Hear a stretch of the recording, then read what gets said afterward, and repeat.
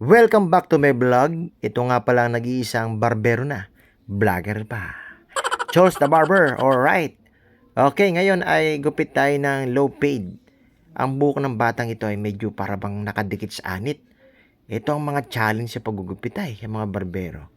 Yung mga manipis na buhok tapos nakadikit pa sa anit, ano. Medyo mahirap fade ng ganito ay. Okay, after nyan mag-lining ay number 1 guard tayo. Okay, so ayan ay kuha lang, petiks-petiks lang tayo dito, mga galawang komba, mekos-mekos lang tayo dito ay.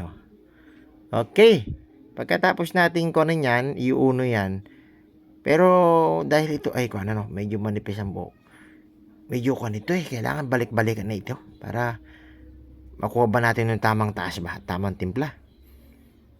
Kaya ito ay binabalikan ko, pinapakain ko lang ng konti-konti. Okay, so 0.5 tayo. Pakain ito sa ilalim mo, konti-konti lang ito. Mapataas na mapataas eh. Pasinin nyo yung buhok niya, ano, medyo dahil manipis, parang mahirap ito i-fade yung mga ganitong bata eh. Kailang nakakatamad kasi maggunting eh.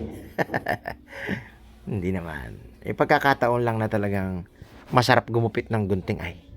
May pagkakataon naman parang gusto mo razor lang ang gamitin mo eh. Ayos to, pakain tayo ng kalahati all the way. Ayos din itong double mart, ano, ceramic ang gamit ko dito ay. Kapag nagugupit ako ng ganitong razor ang gamit lang. Nipis na buhok nitong batang ito.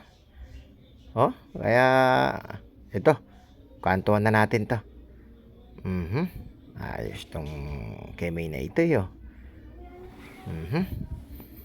Okay, so bawas na tayong konti rito sa kanyang taas, nipis talaga ng buhok niya, ano. Bata na to. Pero tahimik tong batang ito ayo.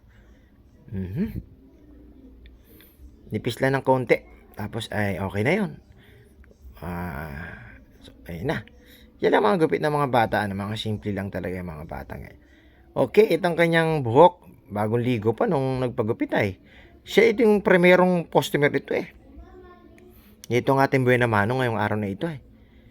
Ang batang ito. Manipis ito yo. Mukha lang makapal, ano. Manipis ang buhok niya. Okay, ito ang ating finished product. Bawi ka na lang sa susunod ito eh. Okay, so talagang babawi tayo sa susunod. Okay, don't forget to follow and likes. Thank you, Lord. See you.